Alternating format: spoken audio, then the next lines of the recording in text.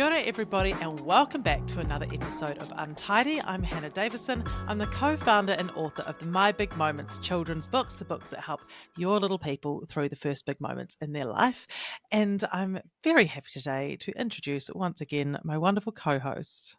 Matilda Green, thank you. I'm a content creator, mother of 3 and one little Jack Russell. And today we're getting into a topic that's like the real life example of trying to solve a Rubik's Cube, how to navigate sustaining your career and family life, the age-old question. So we're joined today by Emma Mclean, the founder of Works for Everyone, an incredible platform where Emma provides coaching solutions for the challenges parents face when returning to work. And her mission is to support parents to return to work with confidence and to change how workplaces support parents to keep them in the leadership pipeline. So welcome to the show, Emma. Kia ora koutou. I'm so delighted to be here. Oh, well, we're delighted to have you. Thank you for your time. Yeah, so we understand that you, like many of us, you've experienced firsthand the impact that having a family can have on your career. So can you take us back to your life pre-kids and where you were in your career then? Sure, no problems, Hannah. I'm a mum of 3 and all my 3 are teenagers now or young adults. So I can let you know that you get more sleep, but it remains challenging. Okay. So different challenges, but on a full night's sleep. Exactly. Okay. And I guess when I reflect on my career, it wasn't really until I became a mum, which was about 19 years ago, that I really started to see the world through a different lens. And I definitely started to see work through a different lens because up until that time, I really hadn't faced any, I carry a lot of privilege with my skin color and all my background and the opportunities I've been had, but I've never really experienced any barriers. And my career had been, I just progressively gone up. I was in the marketing area and I started off in one of New Zealand's best marketing teams. It was called Telecom in those days. And it was Spot the Dog and the toll calling commercials. And we don't even talk about toll calls anymore. That's how old I am. And then I went to overseas and I spent 9 years in London. And that's when my career really exploded. And I just worked for management consultancy businesses and was doing really, really well. And I was always very ambitious. I used to work for Teresa Gatting at Telecom when she was the marketing director there. And ever since I met her and worked with her, I was so inspired by her that I would follow her career.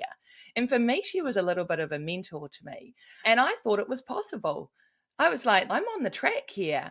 I met someone, we got married, we came back to New Zealand. And I guess as soon as I became a mum, I started to see things differently. And definitely what I saw is that, and I see this a lot with my clients, is they'll say to me, Emma, I reflect on what's happened to me since becoming a parent. And I feel like my life has been turned upside down. And I look at my husband's and it's barely changed. And this is kind of not a beat up on men and women. And you'll know if you follow my work, this is the system we are all working in, the fog that descends on us when we realize what is happening. And I guess if I look back at my career, I worked throughout those 19 years of being a mum. I was in and out of work and full-time, part-time, parental leave, returned to work 3 times. But every time I came back, kind of more junior role. So instead of going up, I'd kind of gone like this, and then I'd kind of gone like this. And I guess, again, what I say to my clients is depending on what's happening at home with your relationship, and if you are parenting alone, this is next level hard. But, you've got to look at your career as a bit like interval training. Sometimes we can go hard out, and sometimes just turning up for the free coffee and the free fruit is enough. Do you know what I mean? But I guess really what I saw when I was in corporate strategy for, as I say, like 25 years, what I saw was that I just got deeply fatigued because I heard these messages of, why aren't there more women at the top? But I really thought, well, what are we doing to help women, particularly in the middle of their career, and the time when we are sleep deprived, when we have all sorts of questions of identity, like who am I? I used to love my job now and now I don't. What is happening to my relationship? I felt we were really equitable and now we're not. and there's resentment building. And I have no confidence. Can I even do my job now?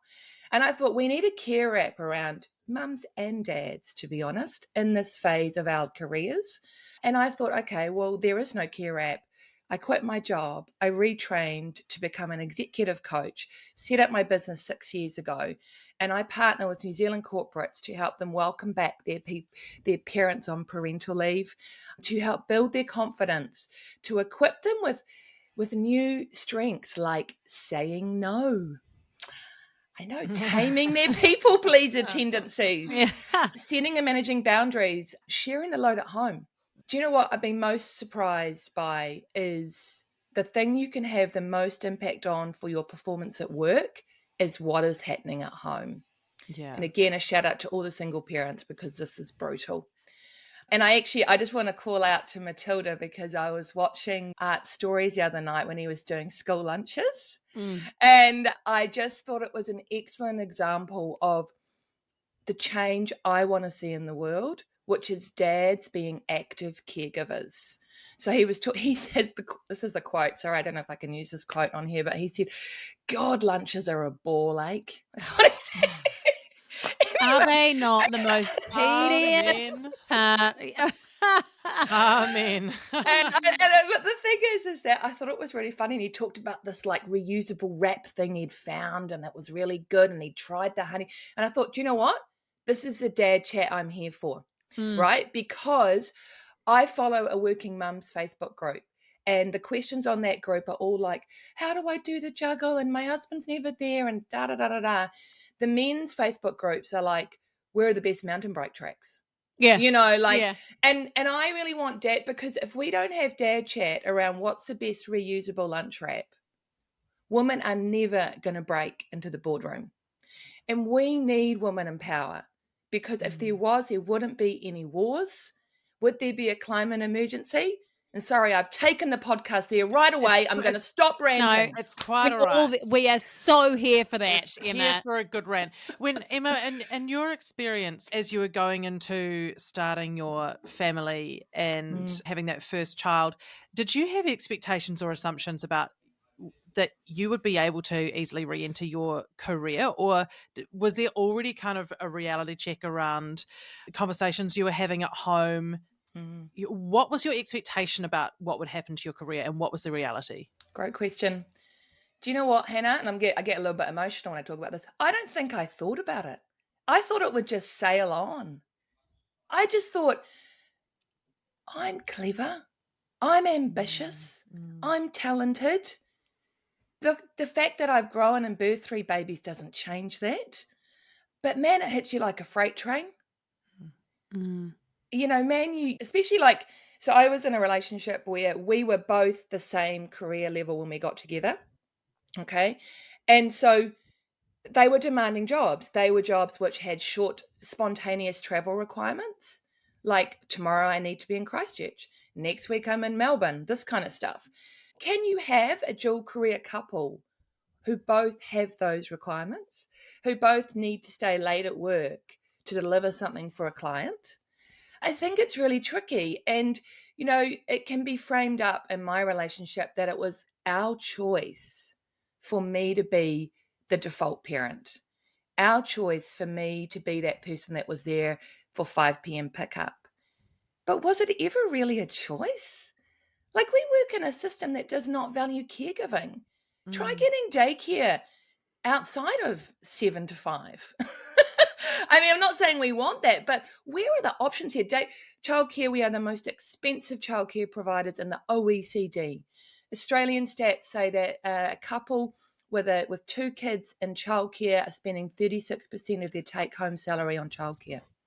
Yeah, and then how do you do that? You know, it's very, very hard to justify that as opposed to someone staying home, because it's going to cost you probably the same amount or less for someone to stay home and sacrifice where they are in their career, you know, and then you argue that, well, that parent is better to have a parent with a child than have childcare. And so you can see how it happens. Complicated. It's very complicated. And also we live in a society where we don't have, you know, those close family units that are staying together where grandparents are necessarily all that involved and they're looking after babies while working age parents are out working. And so we're sort of dealing with that as well. Totally. Like, humans were never meant to do this alone. No. And we're all living in our own little houses. Indigenous cultures right around the world know this. We're meant to live in villages. And just coming back to that point, Hannah, about how complicated this is when you do the maths, right? And it's almost though it's a setup though, right? Because if you do decide for one parent to stay home and, where there's all this pressure around whether that's good or bad for children to be in daycare, which is another whole workshop, in the long term, that person pays the penalty. And I paid a penalty. I paid a penalty called the motherhood penalty, which is up to 80% of the pay gap it's responsible for. And so if your relationship ends, which mine did, 16 years later, that can be financially devastating. And is a reason why women over 60 are the fastest growing group in poverty. And women have done all the unpaid work, majority of unpaid work, in heterosexual couples, and we're getting less. And we're ending up in financial insecurity when we get old. And that makes me so sad. What do you put that down to? So mothers that are coming back to work after having children, and you're saying that they often are kind of going to a more junior role. What do you put that down to? Because it just doesn't make any sense. Like the CV and the experience is still there. If anything, you are more qualified now because you have well-rounded experience of time management and organization and just general managing everything. What do you put that down to? Yeah, it's a great question. And you're right? Like if you can get 3 kids out the door by 9 a.m., you're a legend. You need to be employed, because you've managed crises, negotiated everything. I'll tell you what I put it down to. I put it down to the lack of innovation in work design in New Zealand, but also globally. So, for every child that comes into our house, they're adorable, they're cute, and there's 60 hours of unpaid work every week in your home. So when you go back to work on 40 hours a week, what happens with this? Because again, if we don't have conversations, there's a big risk this person does it. If you're in a dual career heterosexual couple. But what I want to see from employers is more innovation in job design. When I went back part-time, there were no senior career building part-time roles. And I think, again, and I know there is a number of part-time roles at a certain sector in the market, but again, if we're wanting to boost our pipeline of female leaders, we need to offer work that is worth it for them, that is meaningful. I was coaching a mum that came back. She was a geotechnical engineer, and she came back and they had her folding T-shirts. Because they didn't know what to do with her because she was on 3 days a week or something. Oh. But so they think, it's not enough. What's the point? Like a lot, actually. Yeah. A lot. And this is the thing, and it's like, why would we stay? Again, it's framed up as a choice. Oh, she chose to leave. Well, if we're not going to spend time with our babies, this stuff has to be worth it. And money is one thing. I get that. We need money because we work in a capitalist society, but it has to be worth it. And I think we need innovation from employers to scope quality part-time or job share roles at a senior level. It's why I created the New Zealand Part-Time Power List last year. So if you go onto my website at worksforeveryone.co.nz, you can see the 25 most senior people in New Zealand working part-time or in a job share. Because I wanted to show employers, you can do this. And I'm really talking to all the big employers out there. I'm talking to the Westpacs, the ANZ, the Fonterras. If you've got people sitting in offices, why aren't all your GM roles scoped to be job shares? If you want to close the pay gap, what are you actually doing? So when we talk about the motherhood penalty, I think it's easy to hear that term and go, that's a term that women are going to use about their situation.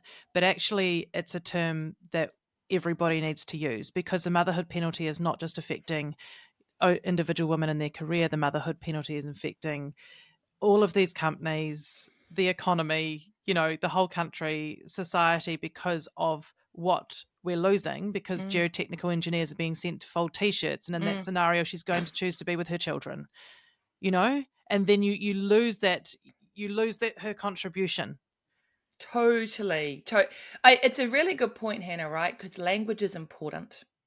And I think also, what we've seen with feminism in general is when we isolate people, we isolate groups, it doesn't work because we can't go alone anymore. And so I do a podcast as well. It's called How to Smash the Motherhood Penalty, because I've been very inspired by the Te Ao Māori concept of be a good ancestor. And I don't want this for my kids, and I don't want it for their kids. So that's why I do this work. But I also realize that this term motherhood penalty can be quite confronting / isolating. So for season 2, I dedicated it to making space for dads, because I actually think that's the answer. I think mums are all good, right? We're exhausted, we're overwhelmed, but we're pretty good at what we do. What I really want to do is make space for dads to talk about what their challenges are. And I just had some really beautiful kōrero around giving them space to say that they feel guilt, that they feel dad guilt, that when they go back to work after the pathetic government 2 weeks unpaid leave you get, like, 2 weeks, like, it's not even a drop in the bucket. Like, 2 weeks, you haven't even started recovery. It's like, and also, I work with a lot of couples that before they become parents, and again, I don't know what your guys' experience was, they were really quite equitable in their relationship. And they talk, and unlike my relationship, I don't remember talking about what the hell we were going to do. It just kind of happened, and it was a bad time. But they talk about it and they go, right, okay, well, I'm going to ask my boss if I can do pickups on Thursdays and Fridays, and you're going to do this. And then the guy gets to work, and it's a real clunk in the workplace for men still. Men, something like there was to stat in the UK, 30% of men feel scared to ask for flexible working for fear of what it will do to their career. It sounds ironic. I want to empower men. Who knew? I want to empower men at home, because these dads that I spoke to are like, I want to be an active caregiver. Because when you only have 2 weeks or no time with your family, your new family, it's really hard for dads to know what their role is. And then we get caught up in this whole he doesn't do it right malarkey. And it's because the system has set us right up from the start of primary caregiver and secondary caregiver. And what kind of a dynamic is that in a relationship? Oh, like that is actually one of my pet peeves, is that when we do everything and then we're like, okay, you help now. And they're sort of like, okay. And it's like, no, you're not doing it right. You're shit. I'm just going to keep doing it. It's like, people need to be given a chance, right? To figure things out and gain confidence. And yeah, you're so right that like primary and secondary one, it's really hard for the secondary one to then gain the confidence and the independence to take charge of something when they're like, I don't really know. Is this right? It's a beautiful observation, Matilda, because overlay that with the dad that might be quite senior at work. He might be a boss, right? So if you're at home and you're like, I don't really know what I'm doing, what are you going to do? You're going to give everything to that work. You are going to work your guts out at work, because that's how you show your love and your security for your family. And the provider thing for dads runs strong. And you want to feel purpose and in some way. And if you're not feeling that purpose in the home, then you're so right. It's where else is it going to go? Totally. And even my couples where the mum earns more, the dad still gives everything to work, because they're like, yeah, I that's where he feels seen. We want to feel seen, right? And I don't blame the mum about this either, because this is complicated. This is the whole system we're swimming in. In January, I was at St. Luke's Mall and they have this big calendar stand, right? And there's an entire stand for mum calendars. and they're all mum organisers, and they're all called Get It Done Mum. Oh, And mum does it all. And I said to the guy, hey, where are the dad organisers? And he's like, 18, just works out. He's like, I don't even know. And I'm like, I know, I'm being an idiot. But this is what I'm saying is, if you start looking everywhere in the mall, there are all these messages that mums are the ones that do it and dads go to work. And it's 2025. come on. Oh, God. And like, I do get it though.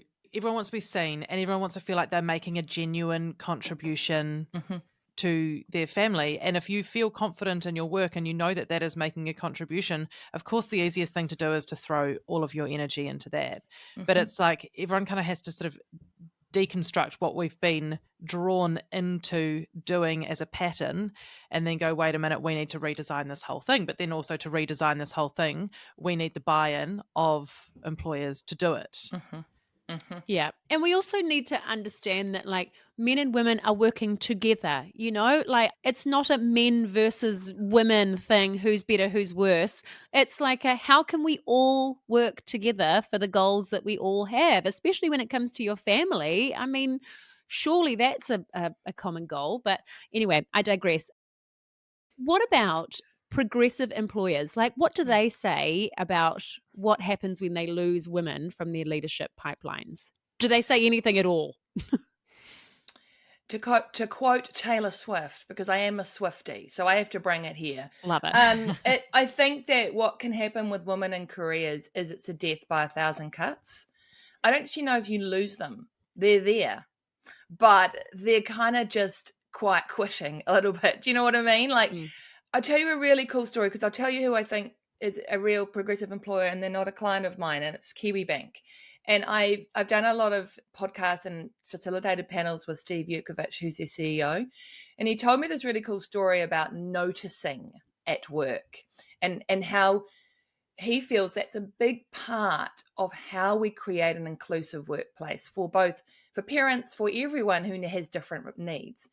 And he said, we can't just let someone start at 9:30 in the morning without thinking, what do we need to put around that to make it work? Because he said, the other day I was up in my office and they must do hot desking in their offices, although I think it's called something different now.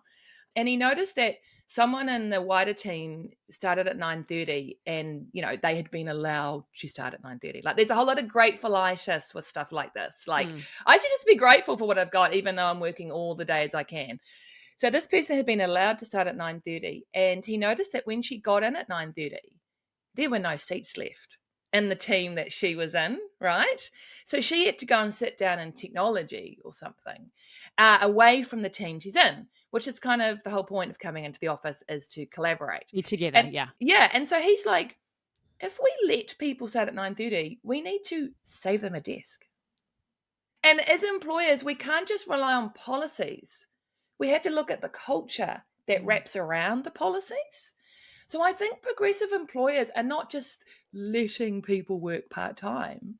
They're looking at the wraparound to make that so that the job is meaningful. The job is career building, that you are involved and seen. Like, another thing that happens to both mums and dads when they come back is that their managers might have a lot of unconscious bias, and they might think, oh, we're not going to give Matilda this project because she's already quite busy because she's got 3 kids at home. But how do you build your career? Juicy projects. And so if you don't keep getting given them, so it's this whole, what are we wrapping around this? How are we encouraging allyship at work? How are we encouraging noticing? Like, I think noticing is the secret thing, because noticing is something really good for our dads at home, noticing what's happening, but also our leaders at work, and a lot of them are guys, noticing, like, who's talking in meetings, noticing, why is this person not at an 8:30 team meeting? Can we make them at 9:30? Do you know what I mean? Because it's called the glass ceiling for a reason. It looks like you can get through, but what's the culture wrapping around it? And so when you talk about the concept of care wraparound parents, is this what you're talking about? Like this example from Kiwi Bank about, okay, well, if this person is starting at 9:30, they do need to be with their team. So we need to, and it's that whole thing. And also because if they're then excluded, then that exclusion just kind of amplifies, right? because they're not with the people they need to be with, and they're feeling separate, and then it just creates a chasm between the team and them, and then that resentment for the people who aren't allowed to start at a different time because they don't have children. It's so true. And resentment, it is cumulative. And also, how does it make you feel? Not welcome, right? So again, if you've returned to work to fold t-shirts, how does that make you feel? Like you're an inconvenience, like you're not welcome. So like it's a pity job. Yeah. And so it's like how we feel is really why we act. So we have to start with feelings, which is, I know, let's go there, woo woo. But I think it's really important. And how are we making people feel? There's a really important thing of how we retain and grow working parent talent. Because when you lose that sense of people seeing your value and your contribution, then of course that's going to put you off. You're just going to lose your love for what you're doing. And also, like, then how do employers recognize these other skills that these parents are bringing in that they've gained from being a parent, and recognizing the value of that and that contribution, and how they can then optimize that within the company too. Totally. And again, this is where I come back to innovation. We're supposedly really innovative at work and all this. Well, what are we? Like, where are, it's 2025, and when you go on to Seek, the only part-time jobs are burger flippers. I mean, and look, okay, fairness, there are some innovative people in this industry. So a lot of your listeners will have heard of Jobs for Mums, which is a fantastic recruitment company that's run by Mela Lush. Now, I love Mela and I love the mahi she is doing. Do you know what Mela needs, though? Employers to respond, okay? Because we can have a platform, and she's got hundreds of thousands of women on that and wanting part-time work, and a lot of them wanting meaningful senior work. We need employers to create that work, to scope that work, because too many of us feel lucky to have part-time work. And also, I mean, I've got countless stories of clients that are, I asked my boss if I could work from home on Mondays, and he said yes, but don't tell anyone. Oh, for God's sake. Like, there's this whole fairness kindness thing. Of it. Yeah. And so she has to so all sorts of things. My clients sneak out of work and they leave jackets on the back of their chair so that people sort of still think they're there. And I'm like, that's what I mean again about culture. It's like, leave loudly. And do you know what? We need guys to leave loudly. Because if it's only women leaving loudly, nothing is going to change. Oh, you're so right. It says an awful lot about the way that as a society we value the role of parenting for both parents, that we don't see that as an important thing to change your world for, and to structure your day around, that's not a valuable contribution to society. Oh, it does my head in. It's such an adult-centered society, like what's best for the adults. So it's like, well, what's also best for all the children that are going to be adults, and they're going to be the change makers in the world, like maybe think about them for 2 seconds. Totally. You guys are both so right. How do we value parenthood? Well, for a start off, we don't, because to value stuff in this society, you need to pay for it. So do we pay parents to be parents? No. I tell you a really good example. In Singapore, a lot wrong with Singapore, but there's some good things. They now pay grandparents to look after grandchildren. I read that somewhere. Yeah, that's and amazing. What I love about that idea is it's really progressive thinking on so many levels. So because we know that as you get older, you need purpose, right? And so they have done the research, and they've found that when they look after kids, they're less likely to get sick. People always know if they're okay, they're not falling at the bottom of the stairs, because they've got to turn up, and they all live very closely as well in Singapore. So again, it's this, how are we designing our society? And we do just have to smash the system.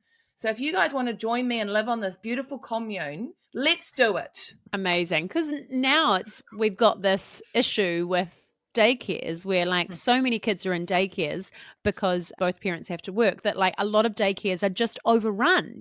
They are way too busy. And so then the teachers, even if they're amazing teachers, they just cannot give each child the care that they need. And so then that's solving the problem. And I'm not saying all daycares, but some daycares Like we've all seen it. Mm. And so that solves a problem as well, that parents can still work and have a career and their kids can be well cared for as well by someone Totally. who really cares about them. Building on that, parenting is not valued. Actually, caregiving is not valued, because how much are those people getting paid? I know.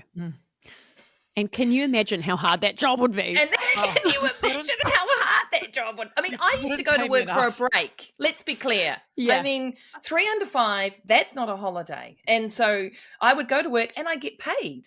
I go to work, I get paid. I stay at home with 3 children, nothing. Yeah, 100%. And what kind of stuff are you seeing in the work that you do? Like, are companies genuinely listening and implementing change, or do you think there's still quite a long way to go? I think they are. I really think they are. And what I would say to all your listeners out there, if you're in a role, because I know it's a really tough market at the moment, I know that, but if you're in a role, and because really the biggest impact on your role is your manager. And so what I would say, there are a lot of companies that are wanting to do different things, and they are. But if you have a manager who you don't feel seen or supported, or there's something going on there, then you just really have to back yourself to find the work you need elsewhere. Because I have worked with clients last year who were on flexible. I think when we get flexible jobs, we think, I'm just going to stay because I'll never get this anywhere else. You can. And I had both my clients went into new roles on more money with the same working conditions. So back yourself, but get clear on your pitch to people. When someone says to you, so what do you bring to this role, or what are your strengths? Do not look at the floor and say, I'm quite good at organization. Know what your strengths are, because the world believes the story you tell it. And so there are progressive employers out there. It doesn't matter really. If I look at my career, I don't really care what I was doing. It's who I was doing it with. So go and find your people. And look, there are so many progressive employers out there. And actually a lot of the big companies are working really hard. Some have started this like 5 days back in the office thing, but not all, right? So look, back yourself, because as you've both said, parenting gives you the most amazing strengths. Empathy, right? That's what we need in our leaders. Calm in a crisis. Creative. Curious. Where is that sock? Problem solver. What am I going to do with the broccoli going off in the fridge? So I think you've got to back yourself. But what I see with a lot of my mums particularly, they just struggle to talk about themselves. And so I just want to say to those mums out there, you have a lot to give. Buddy up with someone else. Practice talking about who you are at your best, the value you add. That will give you the confidence to go into job interviews, because you are a legend for working and having a family. And just back yourself. I love that so much, because I think that lack of confidence comes from society not valuing the role of motherhood, because we think, I've just been a mum, I've just been a because like even the term stay-at-home mum, I think is not accurate, because I mean, if you're home with your kids, you're not like locked in your 4 walls. You're doing so much. So yeah, we start valuing motherhood. I've got a new term for you, Matilda, because I hate that word, stay-at-home mum, because it's not like you're lolling around watching Netflix all day. So here's a new term for you guys. It's work-at-home mum. Yeah. I'm at work at home. I love that. I love that. So true. So you describe yourself as friendly annoying when working with employers. Yes. Talk us through friendly annoying. Friendly annoying is, how do you support your returning parents? Like, where are your job shares at GM level? Where are your part-time work at GM level? Why don't we pay men to have parental leave at this company? How might we do that? Actually, the why questions are threatening. If people want to become friendly annoying, how might is a great term, right? So go to your people and culture people and go, hey, how might we investigate what it would mean for us to pay our dads to have parental leave here? Because actually a lot of companies now, private companies, are doing like 18 weeks paid parental leave for both parents. Wow. Now, what we will need to track is how many dads take that up. Because what happens, when you take parental leave, it might be the first time in your 20-year career where you're out for 4 months. And actually, that's a big shock because you feel like you might be left behind. And in breaking news, if you're a mother, you are. So dads, it still and this is what I mean about this cultural thing. Like, if it's one thing to offer it as a policy, but encourage your dads to take it up, because that's what's going to get the change for us. So friendly annoying around stuff that's going to change the system that doesn't value caregiving. Another example, where are our on-site school holiday programs? I know. Like school holidays, seriously, you think daycare's bad. School holidays when you are both working full time. I remember, because also it's emotional. I used to leave my kids at the Mount Albert YMCA in the freezing cold with like a mandarin and a sandwich, and they would just be crying or yelling at me how much they hate me, and I had to go to work. It's And horrible. yeah, and it's like, what are employers doing about school holidays? Because I actually don't believe we can change the system to work school hours myself, but we need to, what's the care app around helping parents at that time? Because it's 12 weeks of leave that you've got to actually find funding for if you're going to put them in a program as well. And as they get older, they're like, I'd like to do a coding day for $130. And so then you've got to get your negotiation in. There's this mental load, this cognitive load that only women are carrying around school holiday programs. Seriously, that's what I see in my clients anyway. So friendly annoying around everything. How might we better support caregivers? What about childcare? There's some companies in the States that when you become a new parent, as part of the perks, they provide night nannies. Sign me up. Wow. Wow. Well, if you're going through a really horrible sleeping period, because when you don't get sleep, it's not good, is It's it? completely debilitating. Yes. It is. And so they like, we'll pay for someone to come in so you can both get a sleep.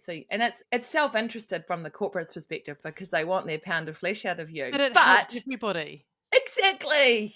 And as you say, like friendly annoying, I'm thinking as a parent who's planning to be away for parental leave and then return to work, like you can be friendly annoying with your employers about how you're coming back into work. And I think there's often, or so often, this attitude of feeling like employers are doing you a favor and that you're lucky and that you should be grateful for whatever crumbs get thrown your way as a parent returning to work. But there's that confidence element of going, understand who you are and how you contribute and what all your strengths are and what you're bringing in, and be the friendly annoying person, understanding how valuable your contribution is and that you've got every right to negotiate. Everything is negotiable. And you've Love got it. every right to negotiate how that's going to work for you. And even if you have to, as you say, like sit down with a friend and just practice the conversation that you're Role play it. going to have and role play it. And like my son recently had to go for an interview for his secondary school he's going to go into next year. And I was saying to him, I was like, do you know what this is? Like, he's already into drama. I'm like, this is acting. And we all learn how to do it. And we all have to go into interviews sometimes or meetings sometimes, and we act. And that's what we're doing. We're both going to go in there and we're going to act. And that's what we're both doing today. I love that. It's so true. And it really, really works. I remember my mum giving me the exact same advice, like when I was going into a bit of a scary meeting. And she was like, just think of it as a play. Think of it as like you are playing the role of confident young businesswoman who knows what she wants. And I'm like, okay, cool. How do I do that? But it really helps just to shift the mindset. Yeah, really helps. Totally. What coaching do you give people when you're trying to get them to advocate for themselves for different job design or flexibility and help them over that fear of being penalized for it? Well, I'll just replay them, both of your little talks there, because it's very motivational and it's very true. I think at the heart of asking for what we need is whether we think we're enough. And I hate to go there, but if we don't love ourselves, if we don't think we deserve to get full day a week work, we won't. It's going to be very hard to advocate for ourselves. And so a lot of my coaching is about helping people to come back inside, because when you're a mum, particularly, and mums and dads have different challenges when they return to work. But what I see with mums is that their needs have been wallpapered over with so many other people's needs that they kind of know they need something different, but they can't even say what it is, right? If you've ever been stuck or like, I don't want this, but I don't know what I do want, so I'll just stay here in paralysis. And so for me, it's about really helping them to hear their inner whisper again. Like I stopped hearing my inner whispers. It's another reason why I do this work. And it actually really scared me, because you feel very unanchored when someone says, what do you want? And I didn't know. And what kind of a job you want? I don't know. And it's really scary to not know what you want, because it's not who I was. And I've changed. So I think my coaching is about, it's 60 minutes for you to talk about yourself, how it feels to be you, how it feels to be out of work for 6 months, even though you were a frickin' boss before you left.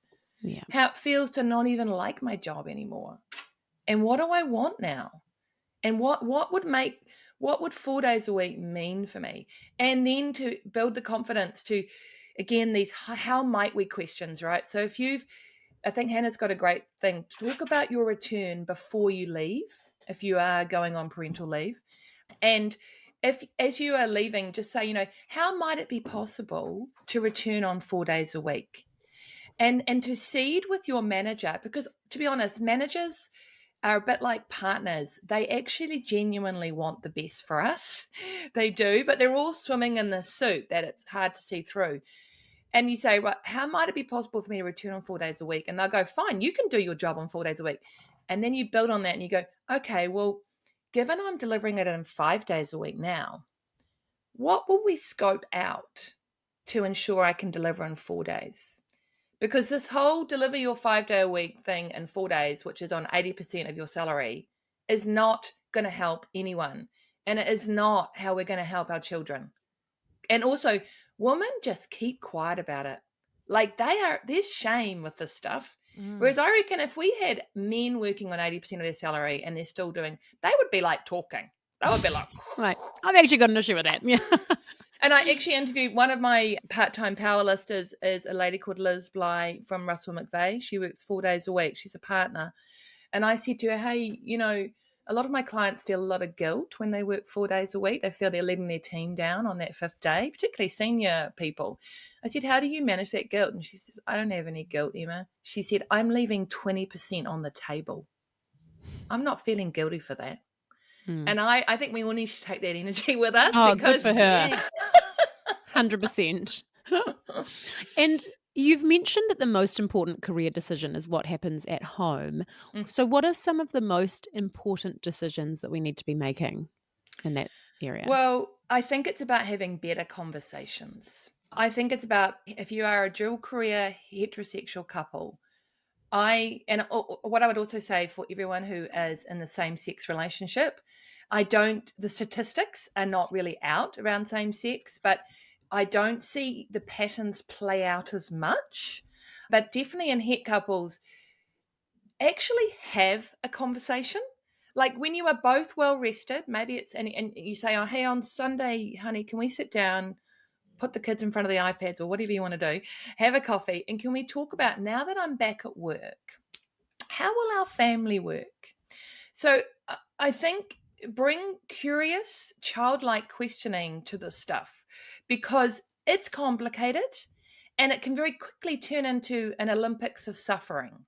And this is not a competition on who's doing the most at home, right? There's 60 hours of work. If you're both working 40 hours, this is going to be hard. So I think it's about being kind to yourself, but it's just saying, what do we need to get through? Who can own what? If you just have one owner that sits over everything, and a helper, again, not a good dynamic. What can we both own? I think it's about having different conversations at home, leaning into discomfort, because discomfort is way better than resentment. And because I think as well, like often if you don't have the stuff, the mum ends up still doing it all and then there'll be various volcanic explosions where the dad will go, just tell me what to do or write me a list. And it's like, yeah, write me a list is a job. Yeah. If you've ever written someone Yeah. And I think it's about creating the atmosphere. And I have done couples coaching as well, where you both kind of just sit in the mess for a bit and you go, this is freaking hard. Because I'm telling you what, it is hard. It is hard. So be kind to yourselves. Have these conversations when you're well rested. That may be in 6 years' time. I don't know. But there's so much, there's a lot, like we could do a whole episode on home stuff because it is very complicated around what we saw our parents do, what we think a dad is, what we think a mum is. And I think you need to give yourself the compassion to sit in the mess for a bit. Yeah. And I think we've also got to remember we've got all just coming in with so many preconceived notions from that role modeling of what it should look like. And so we just blindly make just unconsciously make assumptions about what it should look like. And I think it's really important to remember when you go into those conversations, you're on the same team. Like you're on the same team. And it's very easy to get in there and be defensive and all of that sort of stuff. So yeah, do it on sleep. Remember you're on the same team. Plan it out. We actually did a great episode, one that probably one of our favorite ever episodes with Sean Sepps, who wrote the book Not Like Other Dads, and he and his partner in a same-sex relationship. They've got 2 kids. And they said, one of their strengths of being parents in a same-sex relationship was that they didn't have those preconceived, societal expectations about who did what, who's taking the bins out, who's making the lunches, who's going to work. So it actually allowed them to sit down and go, well, what are we both best at and what do we like the most? And then design their roles and responsibilities from there. And that's such a great lesson for people in heterosexual relationships to go, wait a minute, why don't we just approach this with a different mindset? And I'll just at this moment say to everyone who's been listening who are thinking, oh, I'd love to visit that website or I'd like to listen to that podcast, or we'll put all the links in the show notes. Yeah. And I mean, I think, Hannah, that is so true because, I think what happens is for some reason, mainly dads in a heterosexual relationship have kind of got the memo that home is rest. Right? Oh, gosh, yes. And yeah, so some terrible flashbacks of the early years. Hannah's having, she's about to go into counselling. I also have the same. We're on the same team, right?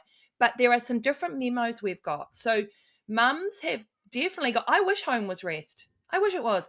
But work is work wherever it is happening. And it is just that it's not paid at home. So Hannah, the discussion that your interviewee had with his partner around, okay, well, what are our strengths here? How do we best do this? That's like what we have at work, right? Like at work, we don't just all turn up and see what happens. Like you've had a plan to get this podcast going. You've got roles and responsibilities. You've got deadlines. You've briefed people. It's the same at home.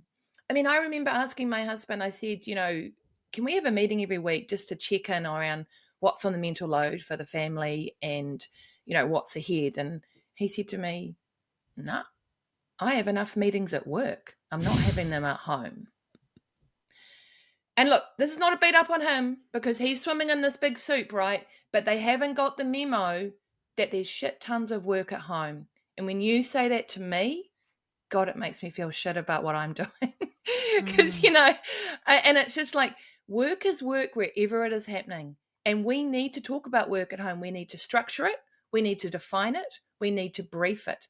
All my couples at a dual career, weekly routine. You have to have a weekly routine. You put it up on the fridge. I call it the family routine. So then your kids grow up with it. Who owns what happens in our house every week. And for both of you to sit down and go, what do I need every week without having to ask permission for? So a lot of dads were like, I want to go on a run 3 times a week and I don't want to, and like, I just like it to happen. And the mum might like, I want to go to Pilates. I want to go run once a week. And I want Sunday mornings where you take the kids all out of the house and I have 3 hours by myself to decompress. And we'll put it on the routine and make a lasagna and put a podcast on. Because if we don't talk about how we use time, it just goes. And so many of my clients, their weekends go nowhere because they're kind of not sure of what to do. So have a conversation about how you use the weekends. And what you want out of it. And I saw something on your social media. Another important career decision to make is who you are going to partner with. That's like one of the biggest career decisions you're going to make. Yeah. I mean, it's not even whether you have children or not. It's who you, or if you decide to partner with someone. I gave a talk to my daughter's year 12 students as part of Careers Day. And, they're all like, what does a psychologist do? And what does da, da, da, da? And mine was all around, what do you think is the biggest career decision? And they're like, what university you go to, or what job you have. No, it's who you partner with. Because the motherhood penalty is up to a 60% penalty on your salary over 10 years. That's your retirement savings and your confidence. So we don't want that, right? Because all these girls are working so hard. We're now entering law school, or a lot of our STEM subjects in equal numbers. If we're going to hold on to these people, we need to have conversations about what it means to be a partner. And I don't think we get taught that. Like, we do 10 weeks on how to give birth, and in breaking news, that's the easy bit. But, no, kind of. Yeah. No, it's true. You plan for that, and then they give you the baby and like, oh, wait a second, what do I do now? But yeah, I think talk about it with your partners and then team up. You're a team, right? When you both go back to work, support your partner when he asks for flexible work and they say no. Don't you have a wife for that? Support. And I'm not saying, look, I'm telling you right now, it still happens. People are like, oh, but it's changing. Yeah, it is a little bit. Real slow. Slow. And so, like, what role do you encourage the men you work with to play in helping to change these outdated workplace dynamics? What conversations are you sending them off to have with their employers? Well, how might it be possible for me to work 4 days a week? How might it be possible for me to do pickups on Thursdays and Fridays and leave at 3? We need men advocating for paid parental leave for themselves, for men, right? This is kind of what I talked about at the beginning, is like, this can't just be a mother thing. And there's a really cool guy in the UK, which I will send through to you, Hannah, you can put in the show notes. He's called Elliot. And he started this big campaign about fatherhood and about paid parental leave over there. And he did this big stunt where all the statues in the UK, he put front packs on them. I've seen that. I love that. I think we posted it to our stories at one point. It was so cool. Yeah. So I want dads to be friendly, annoying, and kind of just, one of my dads on my podcast, he had a really beautiful suggestion. He said, when a mum comes back from work, normally HR will reach out and say, hey, how do you want to return? And do you want to have flexible hours? And he said, and when I returned to work, nothing happened. Why aren't HR proactively reaching out to new dads and going, you're a new dad, what do you need from us? I love that. I love that as well, because he said, I did it myself, but I'm kind of a confident person. He said, why is that not the norm for all dads? And I guess then if it's only women, then it's like we fall into the trap of like being just the annoying ones. You know what I mean? Like just the ones put in the too hard basket. Because it's like they're asking for a lot. The men aren't asking for anything. We'll just keep business as usual. So and we need those men. Totally. Because do you know what, Matilda? That is an excellent point. And I've been doing this work. I work with lots of different companies. I work with the biggest companies in New Zealand. And one thing I've started to observe is that I think that thought lives in a lot of men's heads, but it doesn't come out. And it's dangerous when it doesn't come out, right? Like, I think we need to give people space for this, right? Because we need to know what the problems are. And I think that as women, we need to be cognizant of the fact that a lot of the stuff with women might be presented as a problem. And if you're trying to run a business and deliver results, this is very hard because we're working in a system that doesn't value caregiving. And if you overlay things like menopause or fertility issues, or now as you get older, there is a need to look after our older parents, our elderly parents with dementia. This whole idea of caregiving is not going away. Like, when we become finished parents, there will be something else. And I would love it for men and women to be involved in caregiving of our parents, not just women as well. So absolutely. I think this is the change we need. Before we let you go, Emma, there will probably be some people listening that are feeling currently overwhelmed with juggling career and family life and making it all work. Do you have any words of advice or encouragement for those listeners? Beautiful question. And I see you. I was you. Come back inside. Carve time out for yourself to just do nothing, right? Maybe that's a walk.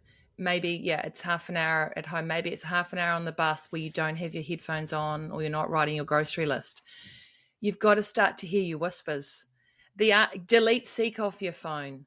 Read Mel Robbins, Let Them. Favorite book at the moment. So good. But I think if you are feeling overwhelmed, the answer, it's not because you're not doing it right. There is too much to do. And you're working in a system that doesn't value caregiving. Find your people. Find people you can be real with. You can talk about it. In one of my programs, I remember one mum said to me, because I run group programs for big companies like ANZ and Fonterra and One New Zealand, and she said to me, I can't believe this is the first time I've talked about how hard it is to return to work. And just being able to talk about it makes me feel better. Like I know I'm not alone. And I just know you're not alone, but come back inside because that's where the answers are. It's not in Google. It's not in ChatGPT. It's not smarter menu planning. Come inside first. What do I need right now? I need half an hour. I need to just sleep or whatever it is. But always it's come inside. What do I need? Know that you are doing it absolutely right. But it's a setup. Like the 60 hours of work at home. This is a lot. Be kind to yourself. Be compassionate. Find your people. That's beautiful. Thank you. And lastly, how can individuals and employers, and I really hope that there are some employers listening to this, thinking, yes, we would like our women to stay in the leadership pipeline, and yes, we would like to support our men to be able to be equal parents at home, and yes, we actually need to acknowledge the value of parenting as well as acknowledging the value of the individuals working for us. So them, as well as individuals, how can people work with you? Where can they find you? Yep. So I'm on the interweb, worksforeveryone.co.nz. And if they want to follow me on Instagram, which is just Works for Everyone, I do lots and lots of working parent hints and tips. And also, if you want to connect with me on LinkedIn, I'm Emma Mclean. And I do, I run programs for both returning mums and returning dads. And I really am doing a lot of work with dads now. And that gives me a lot of hope because pessimism is for lightweights, right? We have to believe there's a brighter future.